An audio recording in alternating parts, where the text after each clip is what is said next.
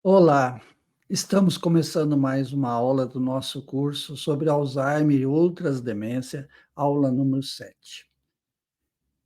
Nesta aula de hoje, nós vamos falar de medicamentos, o tratamento da fase intermediária, alucinações e delírios e confusão, que são sintomas bastante comuns na fase intermediária ou moderada da doença de Alzheimer.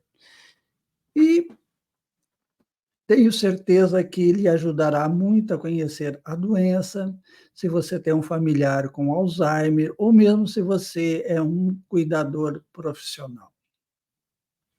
Vamos lá, inicialmente nós vamos falar de tratamento. A nossa aula de hoje divide em 3 partes: tratamento, confusão e aqueles sintomas neuropsiquiátricos, são alucinações, delírios, né. A aula será bem proveitosa, eu peço a vocês não ficar muito atento aos slides e sim assistir à aula, e depois, no segundo tempo, volta, assista, leia os slides, tire as suas dúvidas, assim o rendimento vai ser melhor.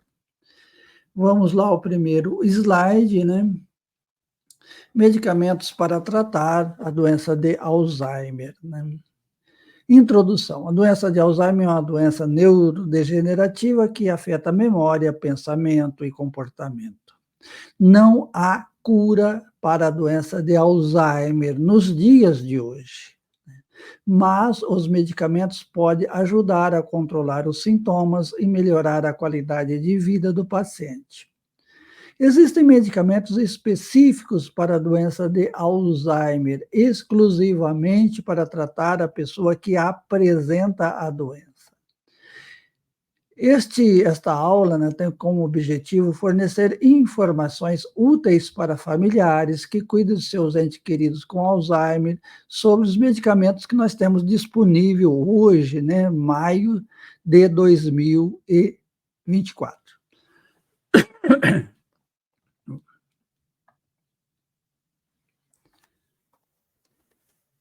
O que são os medicamentos para Alzheimer, né? Os medicamentos para Alzheimer não curam a doença, mas pode controlar sintomas e retardar um pouco a sua evolução. Eles atuam de diferentes maneiras, como aumentar os níveis de neurotransmissores no cérebro, protegendo as células cerebrais de danos, reduzindo inflamações no cérebro. Medicamentos usados na psiquiatria para amenizar sintomas de depressão, ansiedade, agitação, insônia, agressividade, apatia, delírios, alucinações e outros sintomas, né?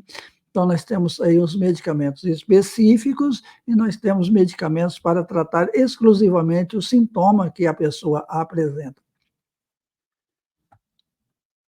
Vamos lá, mais um slide, né? Tipos de medicamentos para Alzheimer. Existem 2 tipos de medicamentos para o Alzheimer. Os inibidores, esses remédios são exclusivos para tratar Alzheimer, ele não é para tratar outra coisa. Diferente, por exemplo, de um antipsicótico, como quetiapina, ela é um antipsicótico, ela serve para tratar as doenças psicóticas, como esquizofrenia, distúrbio bipolar e outros, né? Mas existem 2 tipos de medicamentos específicos para tratar a doença de Alzheimer. Primeiro, os inibidores da colinesterase, como a donepezila, a rivastigmina, a galantamina. São exemplos deste tipo de medicamento, né? São específicos para tratar a doença de Alzheimer. Ele aumenta os níveis de acetilcolina no cérebro.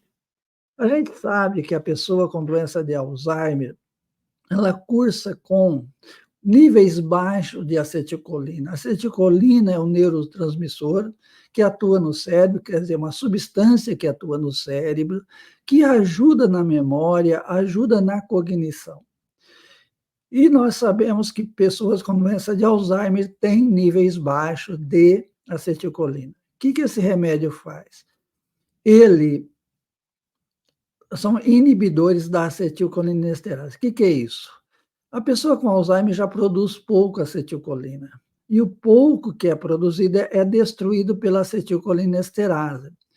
Então, esses remédios inibem a acetilcolinesterase para que a acetilcolina tenha mais tempo no organismo. Uma outra classe de medicamentos é a memantina. Esse medicamento, no caso, a memantina, atua de forma diferente, bloqueando os receptores no cérebro, da chamado NMDA. Isso pode ajudar a melhorar a memória e funções cognitivas. É um outro tipo, né? Normalmente a gente usa a memantina quando a gente já começou a usar os inibidores da colinesterase, como a donepezila, a rivastigmina e a galantamina, e a gente sente que o paciente está evoluindo. Então, é a hora de nós usarmos, né, a memantina. Esses medicamentos são específicos para o tratamento da doença de Alzheimer. Só mais um pouquinho aqui.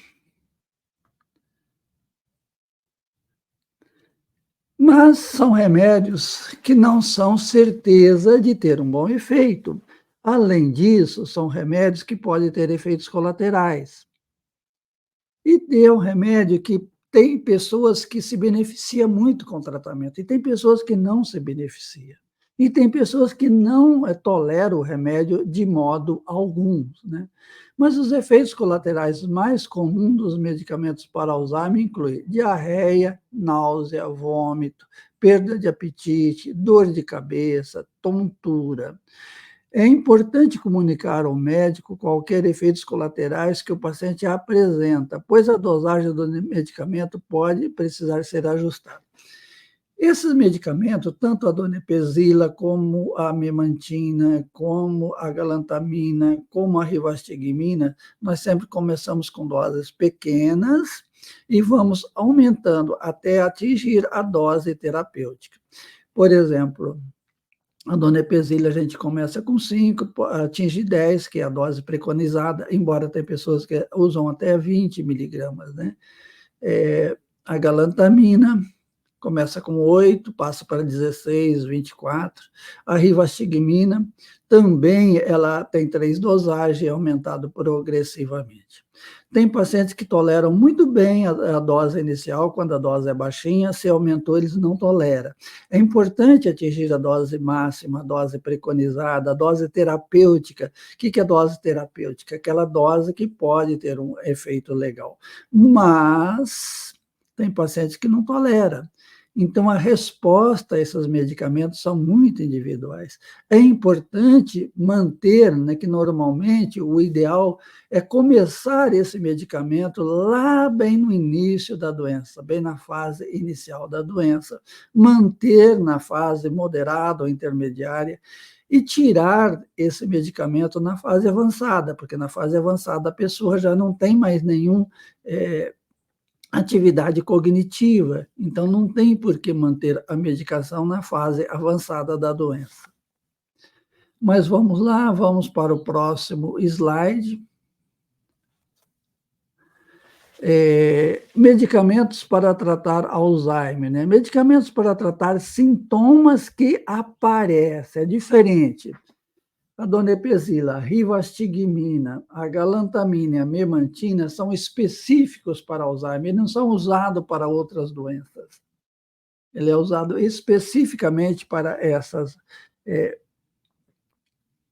doenças, né, as demências, mas não são usadas para outro tipo de tratamento, outras doenças. E nós temos medicamentos que nós usamos, que já é usado pela psiquiatria para tratar ansiedade, tratar depressão, tratar insônia, tratar sintomas psicóticos, né, como delírios, alucinações, agitação psicomotora, distúrbio do sono.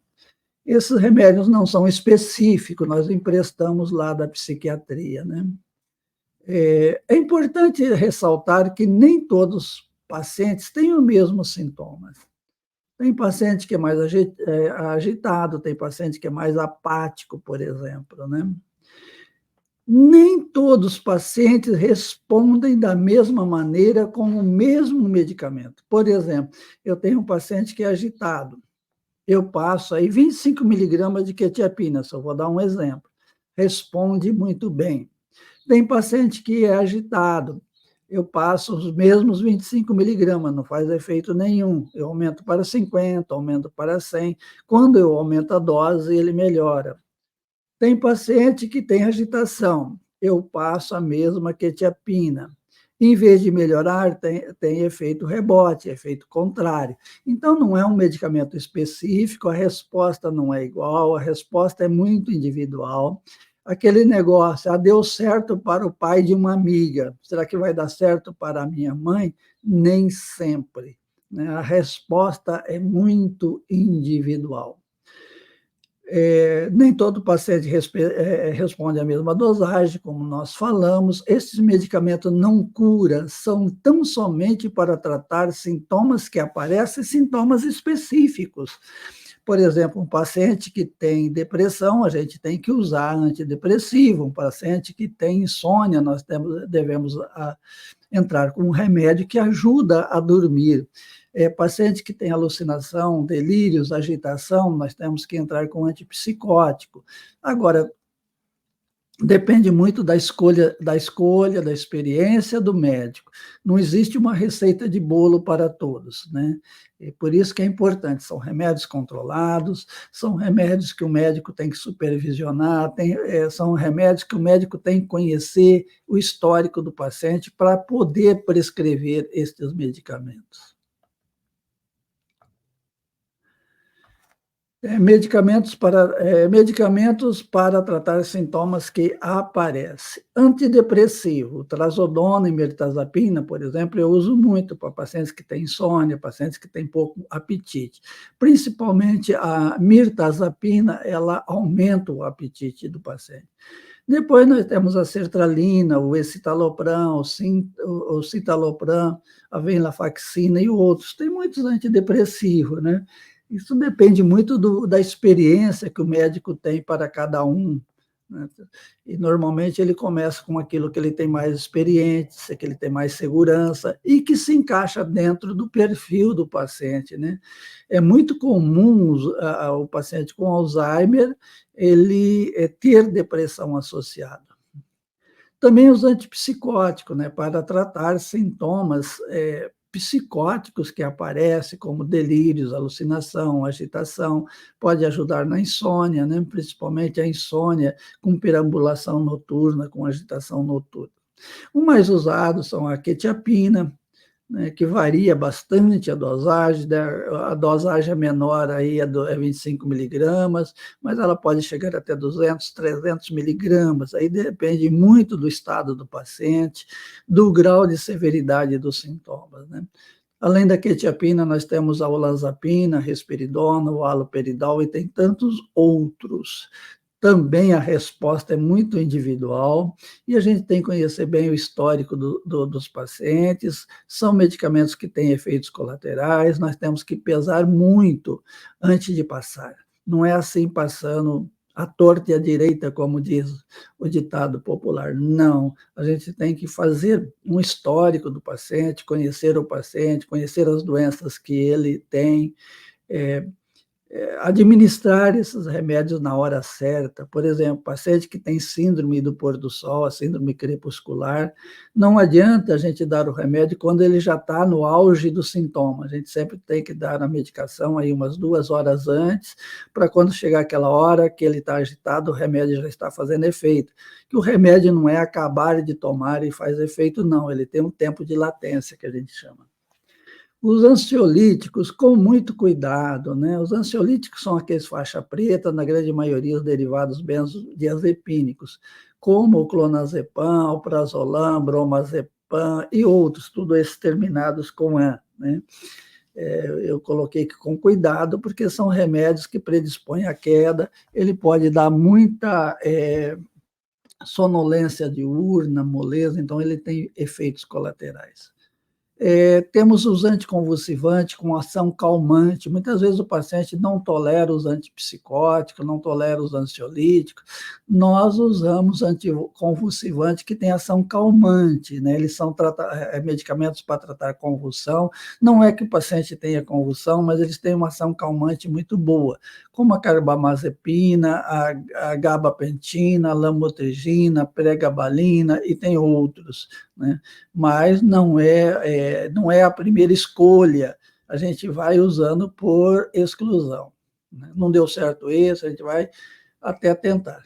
Na grande maioria, principalmente a carbamazepina, ele é um remédio muito barato, ele tem um mecanismo de ação bastante conhecido e às vezes ele faz muito bem, né? E, por fim, eu coloquei o canabidiol e um monte de interrogação. Eu, particularmente, uso o canabidiol, eu gosto do canabidiol, mas ele é apenas mais um medicamento. Ele não melhora a cognição. Ele é um remédio que melhora muitos sintomas psiquiátricos, né? Como ansiedade, insônia, agitação, depressão, né, apatia, ele melhora bastante, sabe? Mas ele não é a primeira opção. A primeira opção nós entramos aí com antidepressivos, com antipsicóticos, com anticonvulsivantes, com indutores do sono. Quando nada dá certo, a gente passa para o canabidiol. Por que não entrar logo? Primeiro que ele é um remédio que ele não está homologado ainda pela Anvisa, até a data de hoje, para o tratamento do Alzheimer. Trata-se experimentalmente, e experimentalmente a gente vê que em alguns pacientes dá certo. Outros pacientes não tolera, piora, outros pacientes não faz efeito nenhum. É um remédio como os outros. Quando o paciente se dá bem, ele tem uma boa ação. Vamos a mais um slide. Esse é uma repetição do mesmo. Conclusão. Os medicamentos para Alzheimer podem ser uma ferramenta útil no tratamento da doença, mas é importante lembrar que eles não são a única solução. É fundamental também combinar o tratamento medicamentoso com outras medidas, como atividades físicas e mentais, né? Regulares, uma dieta saudável, um ambiente seguro e positivo, grupo de apoio para familiares e cuidadores, né? Existem os tratamentos não medicamentosos, que é a estimulação física, estimulação cognitiva, estimulação social, né? Nós temos que fazer essas estimulações para que o paciente se sinta melhor, para que o tratamento dê resultado. Não é um tratamento que você faz e que vai dar resultado. São tratamentos que a gente tem que ir com bastante cautela. São remédios que podem ajudar, mas que também têm bastante efeitos colaterais. O que nós temos que fazer é buscar outras medidas alternativas, né, para a gente, para que nós possamos concluir o tratamento. Eu vou subir o slide aqui do nosso outro tema da aula de hoje, né? Mas, de antemão, eu agradeço a vocês por estar fazendo o curso, por confiar no nosso trabalho. Esse nosso trabalho é um trabalho voluntário, eu não cobro nada pelo curso. Todas as quintas-feiras de manhã, nós estamos aqui com mais uma aula, num total de 12 aulas, né? Depois nós vamos fazer uma complementação do curso através de um link, né, para as pessoas inscritas, para as pessoas que se manifestaram o interesse, né, pelo curso. Como as aulas serão públicas, né, elas ficarão um tempo aqui no YouTube, por ser um curso gratuito, nós pedimos a vocês para deixar o seu like, né, deixar a sua curtida, divulgar o nosso trabalho, pois nós fazemos aí um trabalho voluntário, nosso trabalho é um trabalho voluntário, e nós esperamos a colaboração de vocês para poder atingir mais pessoas, né? Eh, Só um pouquinho que eu estou aqui,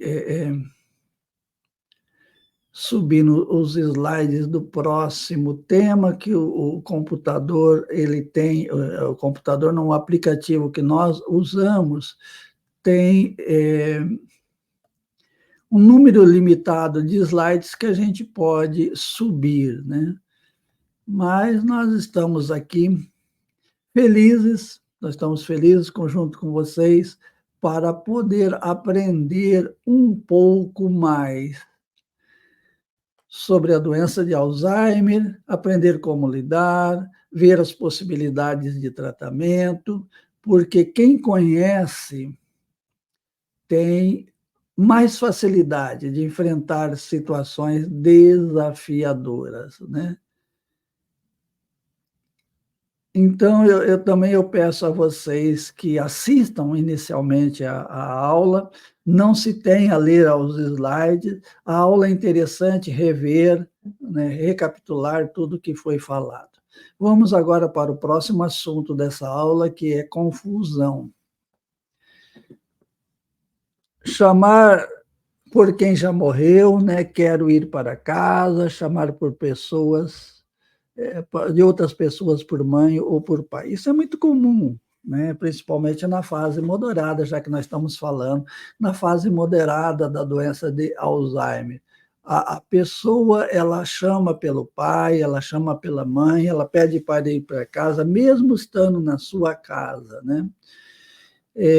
Muitas vezes ela passa a chamar a filha de mãe, passa a chamar o filho ou o genro, uma outra pessoa de pai, ela faz essa confusão, né. Por que que ela faz? As pessoas com Alzheimer frequentemente apresentam confusões temporais espaciais, o que explica o comportamento como chamar por familiares já falecidos, confundir familiares, chamar a filha de mãe e o filho de pai, por exemplo, pedir para ir para casa mesmo estando na sua própria casa. Vamos mais um slide que nós vamos entender um pouquinho melhor esta situação. Causa das confusões. As causas dessas confusões estão relacionadas, né, com danos cerebrais causados pela doença de Alzheimer, que afeta principalmente o hipocampo. O hipocampo é uma região crucial para a memória e a formação de novas memórias, né? Hoje, quando nós pedimos uma ressonância magnética, nós pedimos uma avaliação quantitativa, né, a quantidade do hipocampo que está comprometida. Isso é possível nos dias de hoje, e a gente vê que pacientes com Alzheimer, o seu hipocampo está bastante comprometido. E essa área é importante, né, para a memória recente e para a formação da memória. E como isso está destruído, o paciente ele fixa muito mais no passado, suas lembranças são do passado e não do presente. Os lóbulos frontais responsáveis pelo planejamento, julgamento e orientação espacial. Também os lóbulos frontais estão danificados, comprometidos pela doença, né? Outras áreas. A doença de Alzheimer também pode afetar outras áreas do cérebro que controlam a linguagem, a percepção e as emoções, contribuindo também para as confusões. Então, essas confusões, né, de chamar pela mãe que já morreu, chamar pelo pai que já morreu, chamar pelos irmãos que já morreu, pedir para ir para casa, reconhecer o pai ou a mãe, outras pessoas que lhes estão próximas, isso acontece por lesões em várias áreas do cérebro, como nós passamos para vocês. Como o paciente não tem memória recente, não tem memória do agora, ele perde a noção do tempo. O que se passou 30, 40, 50 anos parece que aconteceu ontem, né?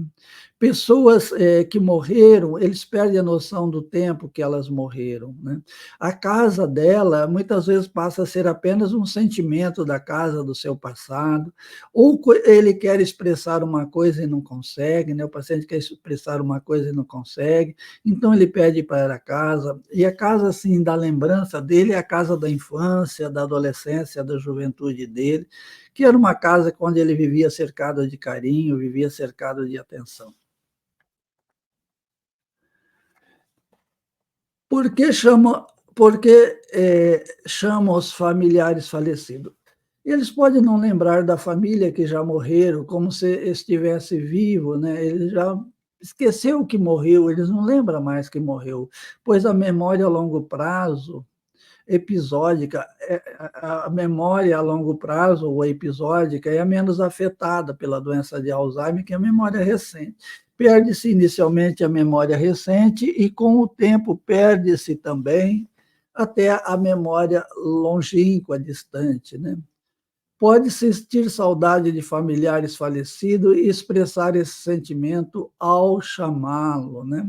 Sente saudade, né? E como essa visão temporal dele, né, essa noção de tempo está comprometido, ele ainda acha que está vivo e pode rever os ciclos, né? A desorientação temporal pode levar à crença de que familiares falecidos ainda estão vivos, né, como nós já explicamos tudo isso, pela desorientação de tempo e pelas outras informações que nós já passamos. Por que confunde familiares? Dificuldade de lembrar o rosto e o nome, e nomes familiares pode levar à confusão entre o familiar e outras pessoas. Por exemplo, a pessoa tem dificuldade para reconhecer os familiares mais recentes, como netos, bisnetos, sabe? E às vezes os últimos que ele ainda reconhece são os filhos mais velhos, as pessoas mais antigas da sua família. O envelhecimento natural e as mudanças na aparência causada pela doença pode dificultar o relacionamento familiar. Muitas vezes, se o paciente, o filho já está, ou a filha já está envelhecida, né? A noção que ele guarda é daquela criança, daquele jovem do tempo passado, não de uma pessoa que ainda tem rugas, né, que tem cabelos brancos, e muitas vezes reconhecimento que o filho envelheceu, ela não é capaz de fazer, e ela se lembra de outros tempos da vida, principalmente da infância. A doença de Alzheimer pode causar alterações na personalidade, o que pode contribuir para a confusão entre familiares, né? A perda da memória recente e guarda resquícios de uma memória antiga. Então, a pessoa perde a memória recente, mas guarda resquício da memória antiga. Por que pedem para ir para casa? A desorientação espacial pode levar à sensação de estar em um lugar desconhecido e à vontade de ir para um lugar familiar, como a casa da infância, né? Muitas vezes ele não reconhece a casa de agora, mas ele lembra da casa do passado, né? E a casa do passado muitas vezes pode lhe trazer lembranças agradáveis. A doença de Alzheimer pode causar insegurança e medo, e a casa pode ser vista como um lugar seguro e familiar. Se ele não está entendendo nada que está acontecendo no ambiente que ele mora agora, se tudo é confuso para ele, né? Se ele ainda tem lembranças daquela casa do passado, ele pode querer ir, ele pode querer visitar essa casa, ele pode querer morar nessa casa, porque é ela que o paciente tem lembrança, né? Pois a casa pode estar associada a memórias felizes e seguras, o que pode levar o desejo de voltar para lá. É difícil a gente entender, né? Mas é uma coisa se ele não lembra do agora, mas lembra do ontem, do passado remoto, ele vai voltar para o passado remoto, né? Por que pedem para ir para casa? Desorientação espacial pode levar à sensação de estar num lugar desconhecido e a vontade de ir para um lugar familiar, como a casa da infância, como nós já falamos, né? A doença de Alzheimer pode causar insegurança e medo, e as causas podem ser vistas como um lugar seguro e familiar, né? A casa pode ser um lugar seguro e familiar, e a casa que ele lembra não é dessa. A casa pode estar associada a memórias felizes e seguras, como nós já falamos. Lidando com as confusões de forma compassiva. Isso é importante. É importante lembrar que as pessoas com Alzheimer não estão fazendo isso de propósito. Lidar com essas confusões de forma compassiva. Paciente é fundamental, né? Nós temos que ter compaixão, ter paciência, entender que isso são sintomas da doença de Alzheimer, que a pessoa não está fazendo isso de maneira premeditada, né? E o que nós devemos fazer? Validar seus sentimentos. Olha, o que a gente tem que fazer quando ele pede para ir para casa? Fala, eu sei o que você está sentindo, eu sei quais são as suas dúvidas, eu sei quais são as suas dores, mas eu estou aqui para lhe ajudar, te proteger, né? Não é que você vai falar, essa casa não existe mais, isso é coisa da sua cabeça, isso não ajuda nada. A gente não é que tem que aprovar aquilo, né? Mas nós temos que validar os sentimentos e reconhecer que realmente ele está sofrendo.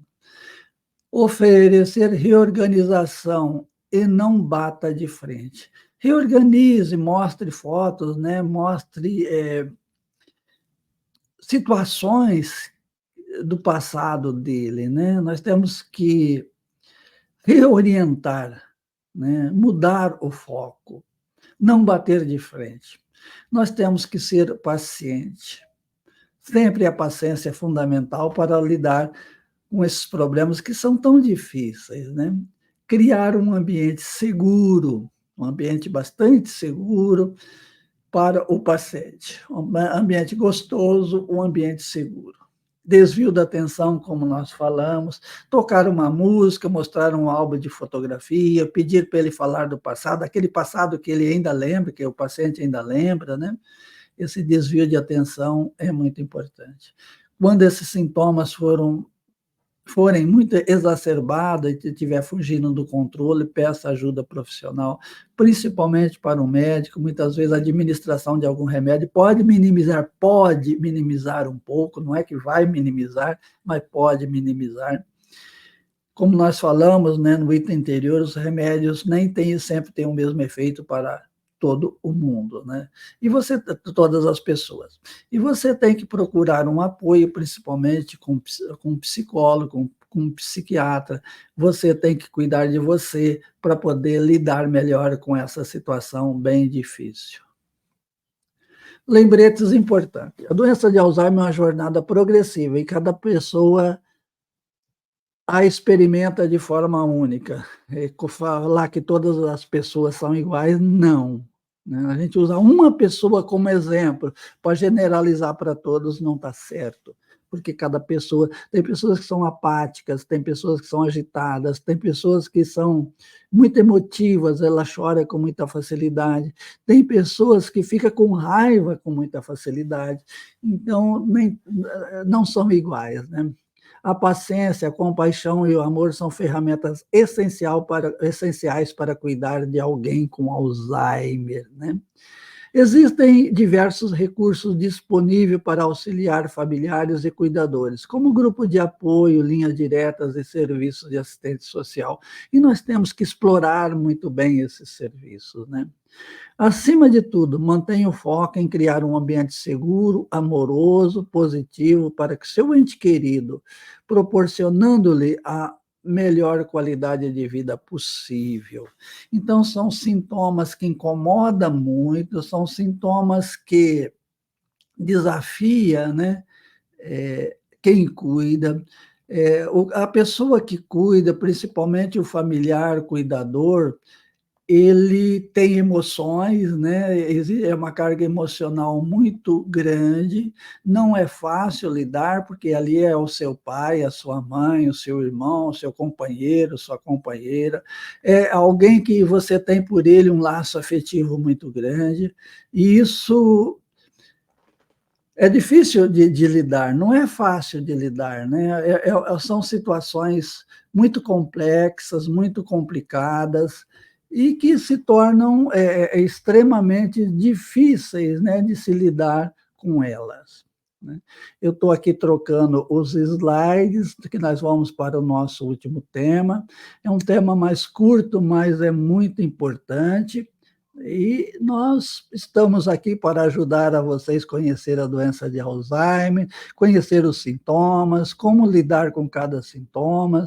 Por ser um curso, ele tem uma sequência lógica, básica, nós temos que seguir uma cronologia, né, de como ocorre, de como é a doença de Alzheimer. Podemos extrapolar, né, para outros tipos de demência, porque muitas vezes, na fase inicial, as demências são muito diferentes, mas com o evoluir da doença, os sintomas se tornam muito iguais, né? São bastante iguais, a forma de agir também são bastante semelhantes. Embora que cada demência, como a demência vascular, a demência por corpos de Levy, a demência frontotemporal, elas apresentam as suas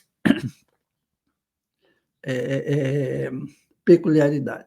Vamos falar agora de alucinações e delírios. O que são alucinações e delírios? Alucinações são percepções sensoriais que não correspondem à realidade. Pessoa com Alzheimer ou com outra demência, principalmente a demência por corpos de Levy, pode ter alucinações visuais, auditivas, táteis e gustativas. Quer dizer, alucinação é uma imagem sem objeto. A pessoa vê, ela é visual para alguns. Para outros, ela é auditiva, ela ouve música, ela ouve gente conversar, sem que não existe essas vozes, né? Ela pode ser tátil. Tem pessoas que sentem bicho andando pela cabeça, mordendo o seu corpo, ferroando o seu corpo, e esses bichos não existem. Elas podem ser também olfativa, a pessoa sentir cheiro, né? Ou gustativa. Quer dizer, a pessoa é uma imagem. Por outro lado, os delírios são crenças fixas que não correspondem à realidade. A pessoa com Alzheimer pode ter delírio de perseguição, de ciúme, de grandeza, de roubo, né? E isso são bastante comuns. A pessoa, por exemplo, ela pode achar que o companheiro dela ou a companheira está traindo com outra pessoa, né? Ela pode imaginar que alguém está ali roubando. Não é imaginar, ela cria uma história, ela tem uma crença, ela acredita que alguém lhe está roubando. Ou grandeza, né, que ela tem um grande dinheiro para receber, que ela vai ficar rica. E também tem os delírios de roubo, que a pessoa roubou alguma coisa dela, roubou dinheiro, roubou joia, roubou recordações dela que ela guardava. E tudo isso tem história, a pessoa cria uma história em cima dele. Ela acredita, ela tem uma falsa crença, né? É diferente da alucinação. A alucinação é só a imagem, né? Essa imagem pode ser visual, pode ser auditiva, pode ser tátil. Já o delírio não, ela cria uma história, essa história tem enredo e ela acredita muito nela. Causa de alucinações e delírio. Em primeiro lugar, são danos cerebrais, né? Muita gente fala de gatilho, existe sim, mas se não tiver dano cerebral, a pessoa não tem os sintomas, né? Danos cerebrais. A doença de Alzheimer pode causar danos em áreas do cérebro que processa informações sensoriais e interpreta a realidade, né? Então, por exemplo, se eu pego um celular, eu sei interpretar que isso é para fazer ligação, é para receber mensagem, que um celular tem muitas funções, né? Então, o meu cérebro interpreta. A pessoa com Alzheimer pode interpretar de outra maneira. Perda de memória. A perda de memória recente pode tornar difícil distinguir entre o que é real e o que não é, né?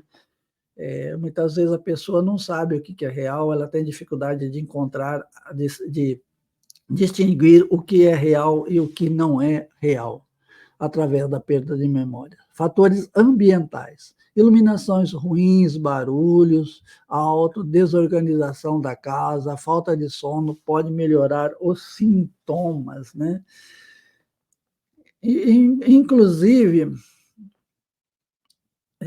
tem muitas situações, por exemplo, eu tive uma paciente que ela ia caminhar numa determinada área de lazer da cidade, e ela confundia os gatos com onça, né?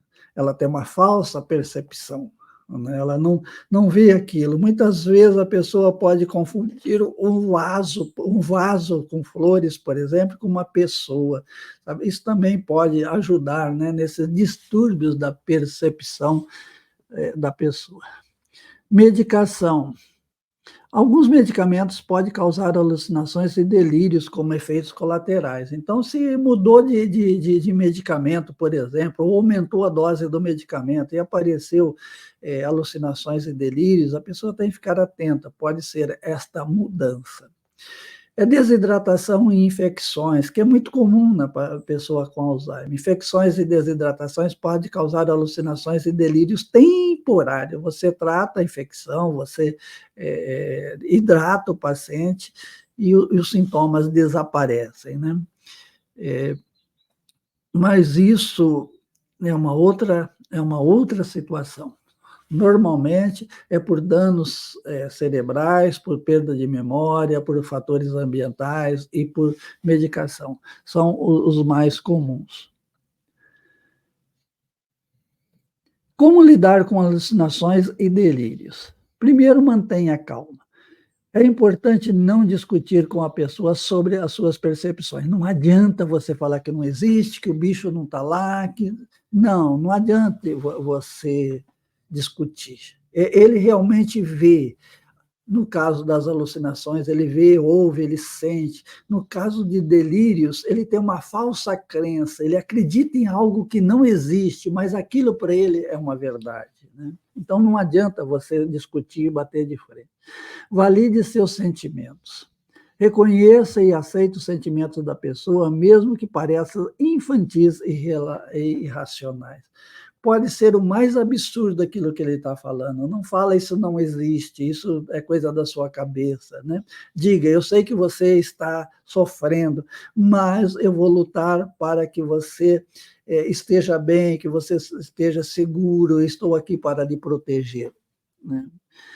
Ofereça reorientação. Com calma e gentileza, explique à pessoa onde ela está e o que está acontecendo ao seu redor, né? Por exemplo, você tem um delírio de ciúme da mulher. Fala, sua mulher está sempre aqui, ela está sempre ao seu lado. Quando ela sai acompanhada com outra pessoa. Jamais ela está te traindo, né? Ela te ama, ela está com você o tempo todo, né? Então, você ofereça essa reorientação. Por exemplo, eu tinha um paciente, uma paciente, aliás, que via um gorila enorme na janela. A filha virava as costas bem próximo da janela e falou assim, olha, o macaco pode estar aqui, mas eu estou aqui para proteger, eu não tenho medo dele, porque eu estou para lhe proteger, né? Outra coisa para você lidar, crie um ambiente seguro. Remova objetos perigosos e certifique-se que a casa esteja bem iluminado e livre de obstáculo, né? Muitas vezes, se o vaso não tem função nenhuma e ela está vendo ali um bicho, alguma coisa, você pode remover aquele vaso do lugar. Uma iluminação ruim, muito precária, também pode facilitar as alucinações visuais. Então, você tem que oferecer uma casa gostosa e confortável. Evite argumento. Não tente convencer a pessoa de que alucinações ou delírios não são reais. Não adianta, né?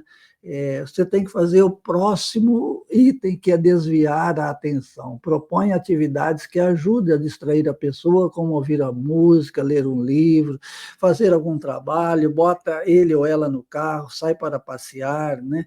Peça para ela contar as histórias que ela gosta, ofereça a ela um álbum antigo de fotografia. O álbum tem que ser de fotografias antigas, né?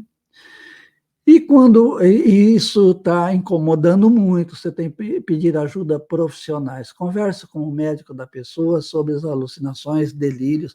Dificilmente, né, a gente consegue a cura desse sintoma, a melhora desse sintoma sem remédio, sem tratamento. É uma coisa que normalmente, via de regra, exige tratamento.